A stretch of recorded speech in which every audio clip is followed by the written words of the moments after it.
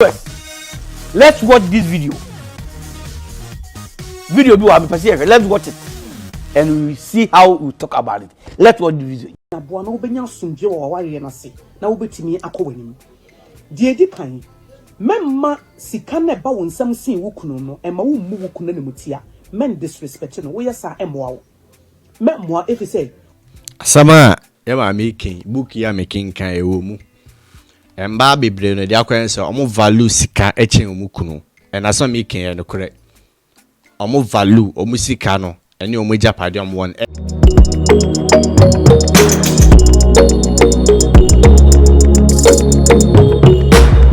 Obviously for women in Aquaba, and I'm in the videos be from Mami Akusia Guabuaje and Mami Milinash. First start about channel was like a video in my and share videos from Mobi. I be seeing idea. I say part the sound to maintain videos be a postibiano, educative videos. To myself, try so bad like my YouTube so push this message, to other people just like you. Ma ye share a message no. Wo your ba wo sika sin wukunu. Anase adwuma wo ye no waketua kora wo soro sin wukunu. Bi kora wukunu no ye adwuma. Ba wo waketua no wo soro. Ebi a ebusua no ho ka no wo fa be 80%, 70%, 90% and impo 100%. If so wonhwem kora ba ma bi wo ho ano no adwuma se wo fie. Enti wo ba no na wo ye adwuma enti wo na wo boa.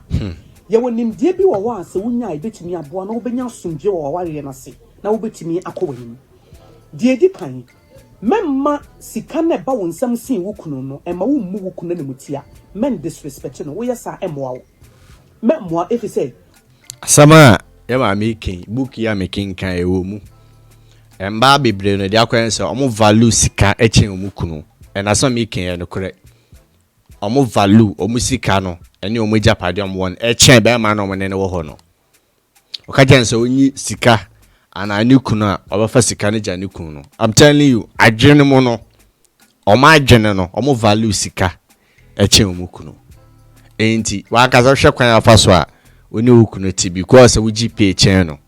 wankasa onim verse say na OGP chen wankasa no wankasa obi ehu onyame beti ye hira wo mo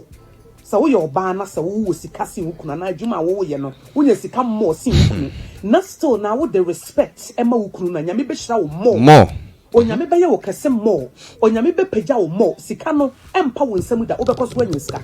na emom no sika na ba wo nsam sin wukunu no ema wo gina so bu be ma na nemutia disrespect no eti na fa hodie so na wo kasa na wo kasa tutu chiki ma no wo ma na yete se wo ye nipa hunu wo sa wo ba na wo da chenye emoa wo onyankopon ye fe bi the spirit of Anna enim on Anna ehia ne pa onyame na hihya aware o se oba be ma no oye wuti ena be ma nso ni ti no eye Christ enti uti na etua wo so na wo ye be ma no se wo bu be ma na nimtia ye won kasa wuti na wo bu na nimtia be ma no ye wuti enti sa be ma na wo ye wuti no wo disrespect ne bu na nimtia tietia no so a wo yie die na wuti tietia so e se be ma no nye obi na force wo se ware no na wo ware no wa na wo fa no enti se wonya fa obi a wa fa ne bibia enti ebia na wo nyame ye hira wo sen be ma no ebia nyame ma wo dwuma papa be ma no kura bia wo ye dwuma but wo na wo support ma wo ye giver wo pa se wo ye wo ba wo sa position no a me se ade ba ko wo hia e spirit of Anna Bema no respect Bema in spite say wo sika e wo so esen ne de no ne ba sa onyame be hira wo papa wadwuma na wo ye no nyame be bie kwan bebre ama nhira na abamo if say give us never lack onyankopon ho o se de wudua no eno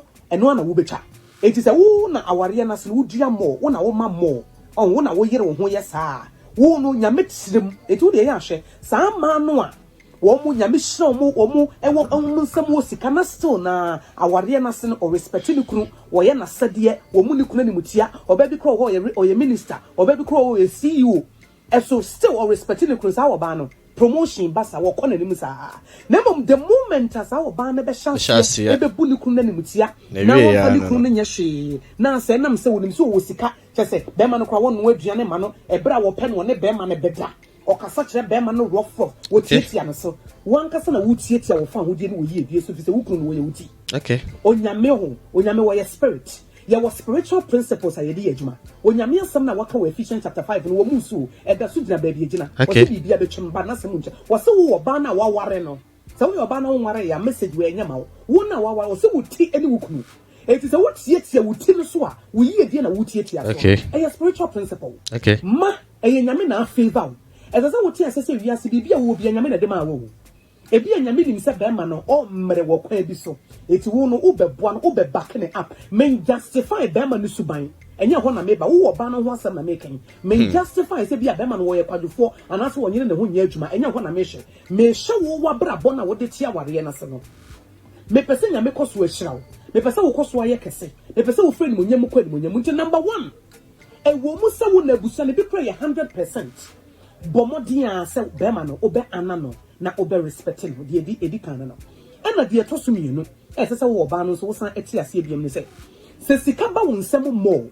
na ebi a wo ni wo krum komodie mu no wo respect be ma no e wo mu se wo na wo hye wo na wo ba akọ wo tie school fees wo ye bibia wo ye de sesa wo ye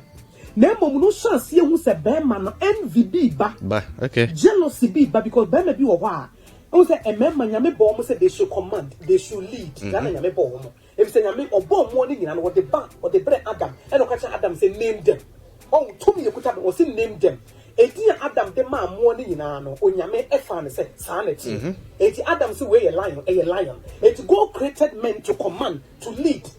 oh edi be ma bi wo wan sa de no sa position yekuta no say wonyanya na inferiority complex bi aba wonya bema wo ye spiritually mature bema bi wo ho anadwene mu nyini sa bema bi nso wo ho anadwene mu nyini bema bi wo sa ne yire no ampa ne yire ne bre no ho ase ne yire ne bu no oba no ehefie ba enam se nye ono na eye ne nti no na ani bre bi ba sa wo ye oba na ho se ukunu ani bre wo sa kwan no so a mesa wo se de edi kan se nyame ho nyansa na ye ahweye se de wo sika sam ya hweyi ebre bi ansa wo ne bema ne di nkomo fa sika mu a the way I will see respond no e ya hye peniye memma ye no wo motena wo nyansam se de ye ma tena wo nyansam no enti sa wo na wo hwefie wo na sika ba wo nsam mo ba sika bi ba na bebo na mane a na sa be ma no wasesa na sa be ma na se jealousy bi na se NVB na chance e ba oba enye sika bi na sesa wo ka kire no sesa wo ya hweyi sa wo hu de wo nyanso na make no so we read James chapter 1 verse 5 when you say ask me of wisdom sa wo lack wisdom obusa manyame ma wo nyansa bi na ne be ma ne nsa wo nyansa mu wonya ho envy if you say envy e dangerous jealousy e dangerous wonya ho say wo na nyame hira wo mo no because e bi a be ma no wo mane mu so be ma bi wo ho a wo mane mu so wo hu say wo hwefie no nti na wo te ada ba no onim say wo no ankasa na ye ne ho abo so ye be ma na say wo hwe me ahye no so say sa wo ma wo yire sa wo yire na nadwuma ye na o ma mo na wo kakra na wo nya no sa wo nso amfa support fie na obi akakra na wonya no sabie odidi nsamfu a eye wo na watena wo ankasa wo konso eye wo na watena wo yiedie so eye wo na watena wo kankoso wonya sika da wo de ya hwesa mema wonya sika da se wo sa wo yere ne nsam ye na so wo hwefia mente na wo se wo kura se 100 Ghana cedis na wo benya fa be support fie so do e wo mo se wo de 900 na ba de me so me de 100 eboa na mo se wo ye ho boda manitie na ye wo se o kanene na e true wonya bia na sa wo de ana wonya bia na mechiaka mankrofo but on fa me support fi a be me na wo yi edie na watena so wonya sika da true so ya kwa waware na se wo yi de ko so wonya sika saa true ebre bia nyankopon pese wo de sika ema abusua no o hwemu a de o ye giver no e na o de be ma no wo nyame ntimi trust wo e bi se wonim se wo timodin o wickedness e wo wakomam e ti de bia o de be ma oba no nti na wo de ye ahwe be ma bia a wo ware a na se eyi oba no na masika mo na nam so oba no masika mo nti no wahye da atiada wo ma ne muso nya adwuma na se eyi wonya sika no didi nsamfo no hwe sa mema no o mo ye saa wo nse wo wu sika ma ne nsam da adwuma kora no be ya ko se na adwuma na se de bia ne nsam sika hye de bia ne nsam sika hye efisa ya spiritual principle onyame se de omma no wo koso atere na de wo moa no wo koso amoa etu be koso amoa eti se wo ye be ma na ate aware ase na wo yire ye very generous wife oyire mabe mema utimu nya wode ma wo muso sa oyire the 1000 ba unsu nya 100 a unsu fa betua school fees fa betua danka fa bebo oba no mema ye bodamanitie fi sa obodamanitie na wo ye no sa wickedness no read Galatians chapter 6 verse 7 a what say the wudua na no na be deceived God cannot be mocked. The man reaps what he sows ababoni na wudua wa ware na se nya me show no betua wo so and sa wo be man you are supposed to lead you are supposed to live financially. Wona sika sema sese wodi kan nti se wontimi nye oba na bo wa na se nyame ye wadom na kakra ba tawo so ba eja menya 1000 bio menya 500 bio we for support to me nimbra wo bre dem so ma wotim ya wode eye wo se menya oba offo oba ne hwefie nti menya bia na me de row dross na me de man na hotel room nsamfo wo nyere ho nya adwuma wo se wonya oba no wadane yakoa e wo hu true spiritually you are a slave now because why you slave wo be kwaso asresre wo adwuma be sai nti wo ye be ma wo mu so wo yiri sika 1000 100 na fa be bo afie oba no kotomo na so atanwa wo ba no tua watabela na so tua ladbill memma wo timo nya wo de if you say any oba no responsibility no when wo yetire you are supposed to lead when say nka wo di animu na wo hye nanso bia bibi nti e na aba na bia wo ba no e bia wo ye business e kontem oba no nyame yehira no because oba bi wo nyame yehira no wo so bibie mu na ye e bi na wo ware maintain na wo be me na wo so yire wo ho kakra bia wo benya bia na wo so de boa wo ba fie na television na say na wa fix wo so wo ye bi nyame nim say wa komam nyame wo hye yakomam no de bia ten o nyame nim say wa komam no wo ye bia boa eti wo oba no me second point wo nya hu jealousy anase envy asa be ma ne ni brew asa yi a oba hra ya hwe enye wonya sika bia na aba betena ho ena sika we buy ena sika we buy wonya hu envy pe se nyame ho nyansa wonya hu envy pe enye usika nyina na sesa wo bona mane because envy is dangerous wonya hu se wonya sika mo ofisa wo na wo ma eti nyame bekoso ahira wo nyame bekoso aye wo kese nyame bekoso ahira wo adwuma so nyame bekoso apagya wo na enam so ono de atrimodin na ti aware na sente no nyame bekoso amoa no obemoa no sa obesresre sa kopim so obenya akoma papa ne adwen papa ene watena aware na se no obekoso asresre sa nti sa wo ye be ma wo ankasa na wo ye ho abro eti eno ne ade a esese wo hye no so ena third point no emi se ma boss ba ma mensa mo su bi wo ye oba ho oba ba se nyame yehira wo na sa wo na wo ma ewo ebusua na se a wo hyene nso se onyame ho ade ehia ne pa nipa wo kunu na waware no no oye nyame ba nyame treasure no onyame epe na sam enti bibia wo ye bia yet se de wo yama nyame yama nyame waware na se memma wo kunu suban ne emu wabem so bu be ma no respecting anna wo ye ne saa onyame beboa ena hyene nso se nam se wo na wo manti no ebere bia nyankopon pese odi nhira bi eba abusua no mu no wo oba no na ode be ma wo onyame pe because nyame wo hyira busua nipa mienu mo ware a onyame hye mo no wo hyira mo efisa wade ye nyame adwuma eti wo oba no na nyankopon hu se wo nsam ye wo nsam go ebere bia nhira bi beba bia wo nso ena wode beba na third point na make de asiso bia wura mo ne se eba sa bomodin ase wo sika no wo besie bie bomadian say wo bepe investment account bi na wodi bia tum for daachi men ka say wo na wo hwefie nti no na watia da wo ye sika basa na say sika ba wonsem to so bia na wo de ya toto you have to be a good steward that is the third point I make the assist no be a good steward hwe sika no so yie fa bi sie se nyame ho nyansa rade business idea bi wo pesa me ya na onyame bekoso ahia me ma sika na ma ne ntete wo ni wo kunu ntem emfa wo hawo ne abenidie emma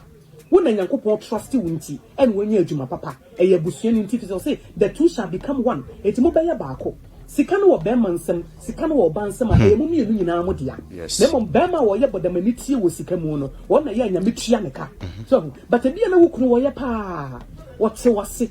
wo support wo boa wo fie wo de nkoda ko so wutim se wo bia wo de be ma wo a obaba eno ye sincere wo be value sika asin nipa okay value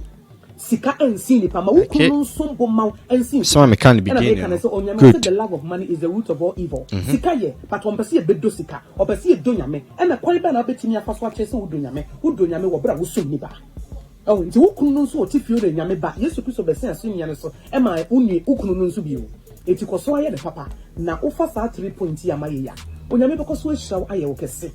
obedi wo be friend munyam akwa munyam envy onye hu bi wo kuna famu a eye information bia na sese wo ka chenye wo sika bia na sese wo mane hu ena de to so bi msenyame ho nyansa wo sa angle no na fa na mo sisi na timi abo onyame e de wo friend munyam akwa munyam onyame jiwudi enti koso ana ekoso yotis Yankopon nhyira maame nsame de waka ni na so me kan the beginning and one on so aka wie no me de Yankopon ase what you say eno yi mba ten gina ho ma mu provide e wo fia emu one pe ene bu be ma no me say mema ni bi o ma adwene nye wo ba no wo tra wa femu dia no mu su sisiw omo nso ho oti ase erade mo aye